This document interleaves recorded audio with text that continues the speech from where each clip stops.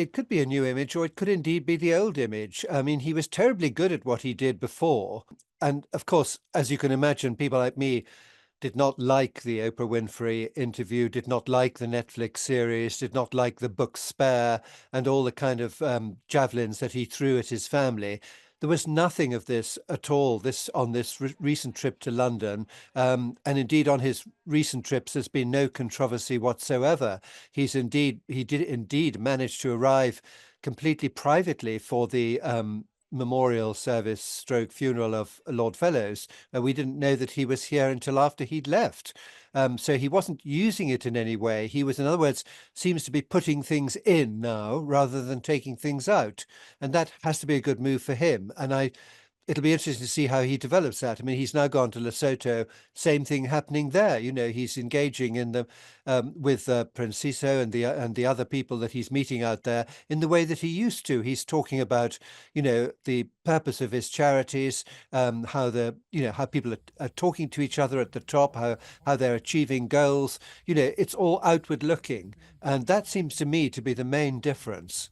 It's very hard to know exactly what's going on. I mean, this could be a joint strategic plan, you know, to make Prince Harry more of a figure in his own right. Because when he goes on these joint visits with Meghan Markle, like when they went to Colombia, he has looked a bit uncomfortable, a bit like as if he's a spare. I mean, do not forget that Prince Charles in his day used to feel exactly the same about Diana. You know, he was trying to make important points, and then all the media were interested in is what she was wearing or some little gesture she made or something. And when he used to go down, when they went down separate lines, you know, there would be people sort of looking over his shoulder to look at his wife. So maybe this is a sort of a little bit of a strikeout for Prince Harry himself. So it's either just to try to be clear about it, it's either a clever strategic move designed by both of them, or it's him wishing to somehow re-engage his old persona and possibly lead to something more constructive. Meghan Markle's been sort of lying low recently, and there may be many numbers of reasons for that. I mean, if it's a strategy, I think probably Prince Harry's stature grows quite a lot from what he's been doing in the last few days, and that surely must be valuable.